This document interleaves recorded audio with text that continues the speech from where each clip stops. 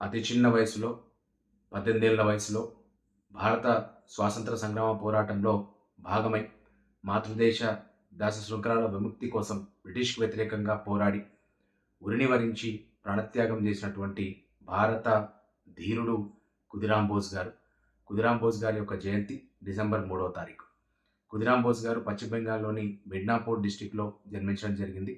ఆయన బాల్యం నుంచే బ్రిటిష్ మన భారతదేశ ప్రజలపై నాడు చేస్తున్నటువంటి అరాచకాలు, అన్యాయాలు, దాష్టికాలకు వ్యతిరేకంగా పోరాడడం జరిగింది. అంటే బాల్య వయసు నుంచే పోరాటం చేయడం. ఆ తర్వాత పశ్చిమ బెంగాల్‌లోని బెంగాల్ పార్టీషన్‌కి వ్యతిరేకంగా, బెంగాల్ విభజనకు వ్యతిరేకంగా అయితే ఉద్యమం జరిగిందో, ఆ ఉద్యమంలో కీలకంగా పనిచేయడం జరిగింది. అతను 15 ఏళ్ల వయసులో ఆ ఉద్యమంలో కీలకంగా పనిచేయడం జరిగింది. వందే మాతరం అంటూ గర్జిస్తూ ఆయన ముందుకు పోవడం జరిగింది. స్వామి అరబిందో లాంటి వారి యొక్క ప్రసంగాలు విని ఆయన స్ఫూర్తి చెంది భారతదేశ స్వాతంత్ర పోరాటంలో భాగం కావడం జరిగింది. వందే మాతరం అనే నినాదాన్ని రణనినాదంగా మలిచి బ్రిటిష్‌కి వ్యతిరేకంగా ఆయన పోరాడడం జరిగింది. వందే మాతర గీతం యొక్క సారాంశం ప్రజల వద్దకు ఆయన తీసుకుపోవడం జరిగింది. అందరి ప్రజలకు కూడా అర్థమయ్యే విధంగా దాన్ని చెప్పడం జరిగింది. ప్రజల్లో చైతన్యం నింపి బ్రిటిష్‌కి వ్యతిరేకంగా పోరాటం చేయించడంలో ఆయన సఫలీకృతం కావడం జరిగింది. 15 ఏళ్ల వయసులోనే ఆయన జైలు పాలు కావడం జరిగింది. బ్రిటిష్ దెబ్బలు తినడం జరిగింది. కింగ్స్ ఫోర్ట్ అప్పుడు ఎవరైతే బ్రిటిష్ ఆఫీసర్ ఉందో ఆ కింగ్స్ ఫోర్ట్ అత్యంత రాక్షసంగా, అత్యంత క్రూరంగా మన భారతదేశ ప్రజలను హింసించడం చూసి ఆయన తట్టుకోలేకపోయిండు. ఆయన ప్రఫుల్ల కుమార్ చాకి గారితో కలిసి ఎలాగైనా సరే కింగ్స్ ఫోర్ట్‌ను మట్టి పెట్టాలి, చంపాలనుకున్నాడు. ఆయన బాంబులు తయారు చేసి కింగ్స్ ఫోర్ట్ పైన ఏయడం జరిగింది. కానీ కింగ్స్ ఫోర్ట్ తప్పించుకోవడం, వేరే వాళ్ళు చనిపోవడం జరిగింది. ఆ కేసులోనే ఖుదీరామ్ బోస్ గారిని, ప్రఫుల్ల కుమార్ చాకి గారిని బ్రిటిష్ వాళ్ళు పట్టుకోవడం జరిగింది ఒక ద్రోహించిన సమాచారంతోని. ఎప్పుడైనా కూడా భారతదేశ స్వాతంత్ర సంగ్రామ పోరాటంలో ద్రోహులిచ్చిన సమాచారంతోనే మన వీరుడు చనిపోవడం జరిగింది. అట్లా ఖుదీరామ్ బోస్ గారు కూడా ఒక ద్రోహి ఇచ్చిన సమాచారంతోని ఖుదీరామ్ బోస్ గారు, ప్రఫుల్ల కుమార్ చాకి గారు ఇద్దరు కూడా బ్రిటిష్ వారికి పట్టుబడడం.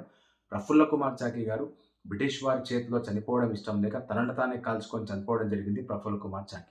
ఆ తర్వాత ఖుదీరామ్ బోస్ గారిని ముజఫర్పూర్ జైలుకు తరలించడం జరిగింది. అక్కడ 18 ఏళ్ల వయసులోనే ఆయనను ఉరిదీయడం జరిగింది.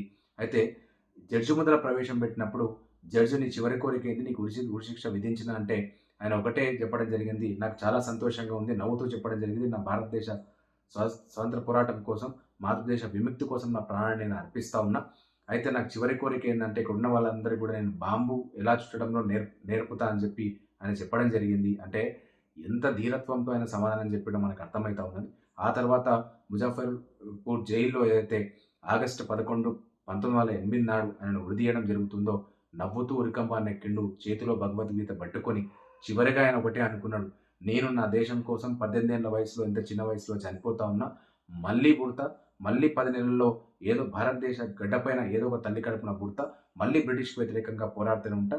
బ్రిటిష్ భారతదేశాన్ని విడిచిపోయేంత వరకు నేను మళ్ళీ జన్మిస్తూనే ఉంటా. బ్రిటిష్‌కి వ్యతిరేకంగానే పోరాడుతూనే ఉంటా అని చెప్పి ప్రాణత్యాగం చేసినటువంటి వీరుడు, ధీరుడు ఖుదీరామ్ బోస్ గారు. కాబట్టి చిన్న వయసులోనే 18 ఏళ్ల వయసులోనే దేశం కోసం త్యాగం చేసినటువంటి ధీరుడు ఖుదీరామ్ బోస్ గారు. కాబట్టి వారి యొక్క స్ఫూర్తిని తీసుకొని నేటి యువత ముందుకు పోవాల్సిన అవసరం ఉంది. ఇలాంటి వారి యొక్క చరిత్ర ఈ తరానికి తెలవాల్సిన అవసరం ఉంది. దేశం కోసం వాళ్ళు ఆనాడు ఏ విధంగా ప్రాణత్యాగం చేసిండ్రో, అంటే మహానుభావుల యొక్క ఆశయాలు తెలిస్తే నేడు యువత దేశ సేవలో భాగమవుతుందనేది మనకు తెలుసు కాబట్టి, వారి యొక్క ఆశయాలకు అనుగుణంగా ఆ మహానుభావుల చరిత్ర, ఖుదీరామ్ బోస్ గారి చరిత్ర ఈ తరానికి తెలవాల్సిన అవసరం ఉంది.